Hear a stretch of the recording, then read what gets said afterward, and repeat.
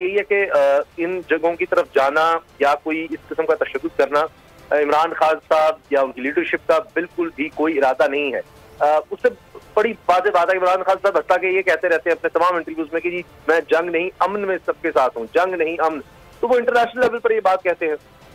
कि ये नहीं हो सकता, हम किसी कॉन्फ्लिक्ट में नहीं जा सकते। तो अपने मुल्क के अंदर कभी वो चाहेंगे ही नहीं, वो तो अपने मुल्क को कॉन्फ्लिक्ट से बचाने के लिए कहते हैं हम बाहर किसी जंग में नहीं जाएंगे, मुझे दुश्मनी नहीं किसी से करनी, दोस्ती सबसे करनी है। तो वही फार्मूला यहाँ पर आपने देखा, कितनी शेलिंग हुई, क्या कुछ नहीं हुआ, लेकिन अल्हम्दुलिल्लाह बाय एंड लार्ज हमने देखा है। कराची में एक आध इंसिडेंट हुआ जहाँ पर प्रेसिडेंट वैन को आग लगाई गई, क्योंकि जाहिर है कि उसमें लोगों को ले जाया गया और इस तरह भी, तो वहां पर भी जब स्ट्रेट फायरिंग की गई है उसके बाद हमने वो मंजर देखा। उसामा गाजी हमारे साथ ही रहिएगा, सीनियर सहाफ़ी एंकर पर्सन तज्ज़ियाकार समी इब्राहिम, उन्होंने हमें ज्वाइन किया। समी साहब, इस वक्त फौज को तलब कर लिया गया है रेड जोन की सिक्योरिटी के लिए और खास साहब का काफिला टी चौक की जानिब रवा दवा है, ये तसादुम होता देख रहे हैं, कैसे देख रहे हैं इन तमाम चीज़ों को?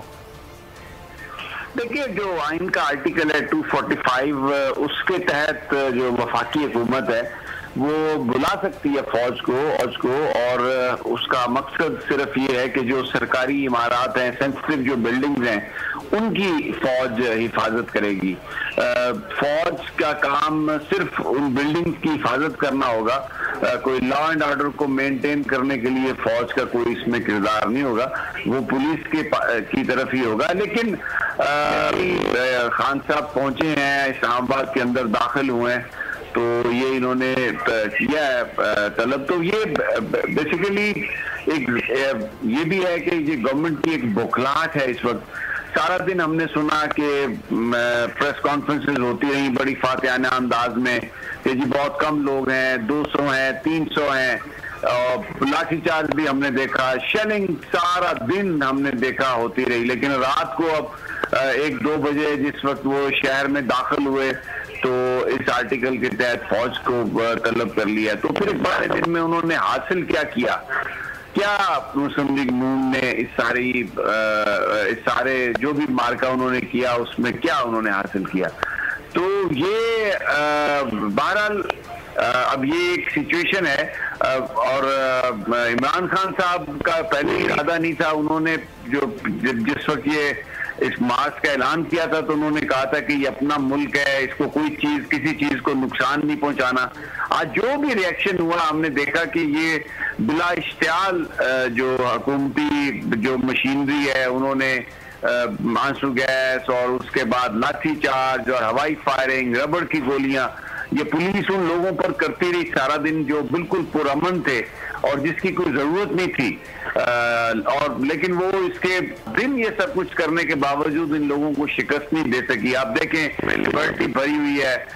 कराची में जो नुमाइश जो रंगी है वहां पर लोग हैं, इस्लामाबाद पूरा बाहर निकला हुआ है, लोग सड़कों पर इंतजार कर रहे हैं इमरान खान का, कोई शख्स अपने घर में नहीं है। मैं आपको बताऊं, ये हर जगह जहां इमरान जिस जगह से गुजर रहे हैं वहां पर लोग अपने घरों से निकले हुए हैं उनके लिए एक, और वाकईतन इस्लामाबाद में एक समंदर है, जो लोगों का समंदर, जो यहाँ पर जो रहने वाले लोग हैं सारे के सारे बाहर निकले हुए हैं। तो ये आज यानी अगर मैं ये कहूँ कि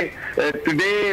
Imran Khan stole the show गलत नहीं होगा, और ये जो सवाए जिल्लत के नून लीग के हिस्से में कुछ नहीं आया, झूठी प्रेस कॉन्फ्रेंस, झूठे दावे, और जिस तरीके से खवातीन पर, बच्चों पर सब कुछ किया गया, और अब आखिर में फौज को सेंसिटिव बिल्डिंग्स के लिए तलब किया उनकी हिफाजत के लिए। तो ये सारी की सारी जो इसमें मुस्लिम लीग नून सिर्फ एक लूजर ही लूजर है, और Imran Khan has come out victorious. और मुझे लगता है कि ये जो सिचुएशन है ये आहिस्ता आहिस्ता हुकूमत के हाथ से निकलेगी। कब तक वो इस तरह कंटेनर्स लगाकर और पुलिस फोर्स लगाकर लोगों को कंट्रोल करने की कोशिश करते रहेंगे? It's a very tough time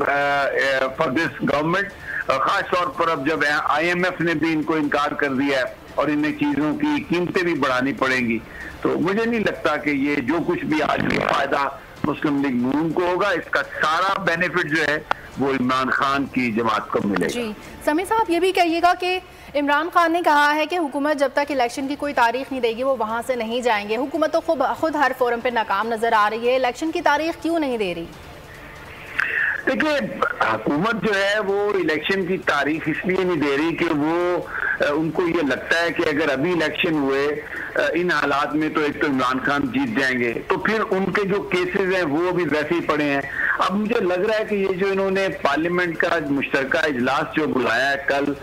उसमें अगर से एजेंडा जो है वो इक्तिसादी सूरत हाल है, लेकिन ये जो इलेक्ट्रल रिफॉर्म्स हैं वो करना चाहेंगे, ओवरसीज पाकिस्तानीज का वोट जो है उसको खत्म करना चाहेंगे और फिर ईवीएम्स को भी खत्म, इसके अलावा नैब के मामले पर भी कुछ लेजिस्लेशन ये करना चाहेंगे। क्योंकि अब अगरचे ये बयान इनके यही होंगे कि हम अपनी मर्जी से इलेक्शन करवाएंगे और अगले साल इलेक्शन करवाएंगे, लेकिन इस चीज को ये भी रियलाइज कर रहे हैं, because it is written on the wall, कि आज जो कुछ पाकिस्तान में हुआ है, तहरीक इंसाफ को शिकस्त देना, उनके वर्कर्स को शिकस्त देना, पूरी गवर्नमेंट की मशीनरी आज लगाई गई है हर तरफ से, उसमें उनके अपने प्राइवेट पार्टीज भी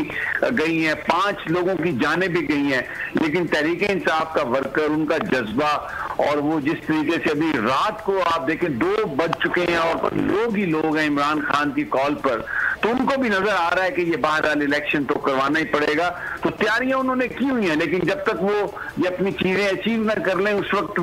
तक वो यही कहते रहेंगे कि हम